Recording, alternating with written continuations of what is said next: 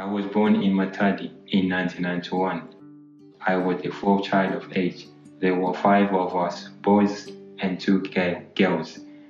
We would have water fight and play games outdoors, especially football.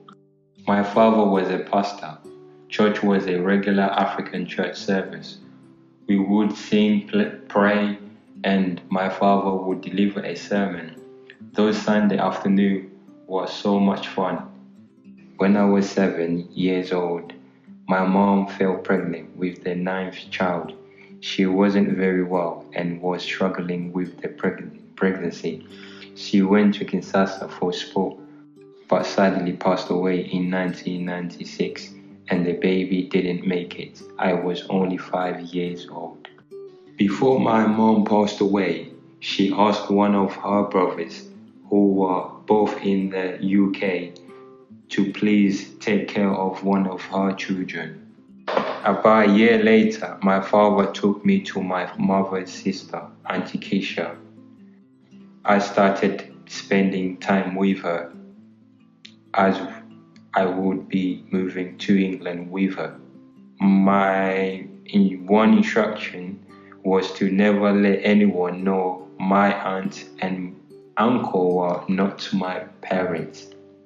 A few months later, I left my family and flew to the UK.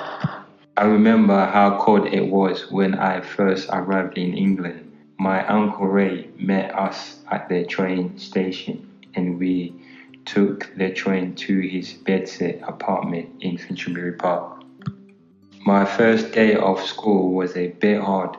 I didn't speak the language. I began to make a lot of friends, and my favorite part was the school meal. Uncle Ray drank a lot. He would shout and he would beat Aunt Keisha, who was pregnant.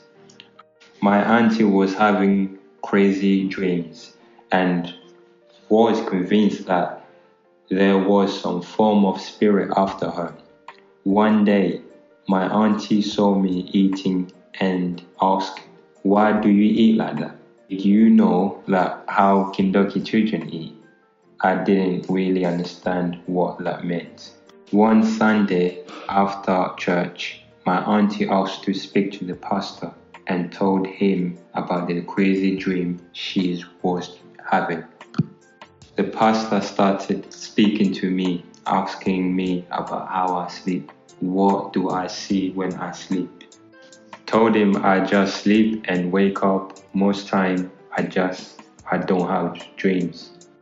In that instance, he decided that I had an evil spirit in me, that I was a witch, that I was a child of Kindoki. My two aunties and their kids were walking together, left me out. I couldn't really understand what was going on. This is when my life started to go downhill. I went to football training and I met my cousin. His mother came to pick him up. She told me to stay away. I went to the coach and told him that I didn't want to play football anymore. He asked me why, and I responded that I just didn't want to play anymore. I had another friend called Jack. Jack's dad was a pastor, and one day they came to my house to pray for me. My uncle shouted at me that I needed to leave my witchcraft alone. They prayed and prayed and prayed. They burned my football medals and trophies. Everything I said, I was told was a lie. He said, when I was younger, back in Congo, a rich woman came to me and asked if I wanted a biscuit. He said I ate it, and then at night time, the same woman asked me where the biscuit was. Then I said I didn't have it. Then the woman asked me to sacrifice my mom in return to the biscuit. Those people don't believe that if your mom dies, this just happened. They would say it is the kids doing this. The kids are saying they are innocent, but nobody believed them. I remember one day I was playing in the park with a friend. My auntie came down to where I was playing. She said she had a dream about being murdered. She thought it was me who killed her. In her dream, she started shouting, "You are not going to kill me. You are not going to succeed." Then she started telling my friends they shouldn't play with me because I killed my own mom and I was trying to kill their whole family. She sent me home. When my auntie got home, she actually threatened me with a knife, saying, "If I have any dream from you, I will kill you." I had stopped defending myself against them. There were too many accusing me. Anything they accused me of, I would just say, okay.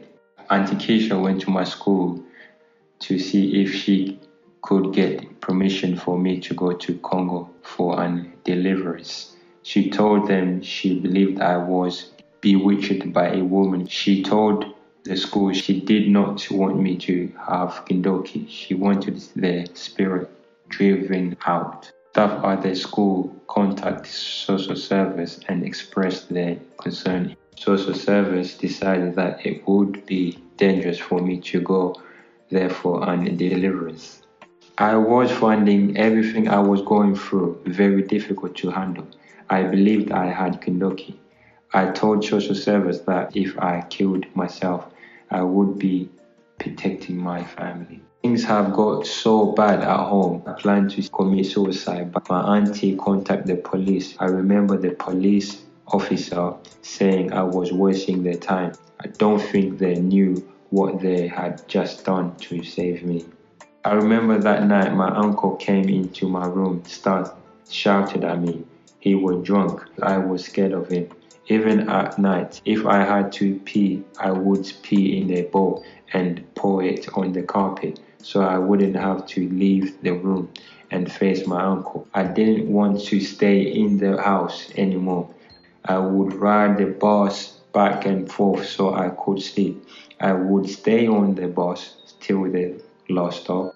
Social service referred me to a hospital to be assessed. I would stay there for the whole week, then on weekend I would go home. I was frightened of going home for the weekend. Social service decided that I would instead go stay with foster care for 3 weekends. Weekend Uncle Ray visited me unannounced. He said I was ugly and too black, that this due to the devil inside me. I told Miss Jallo that my auntie wasn't really my mother.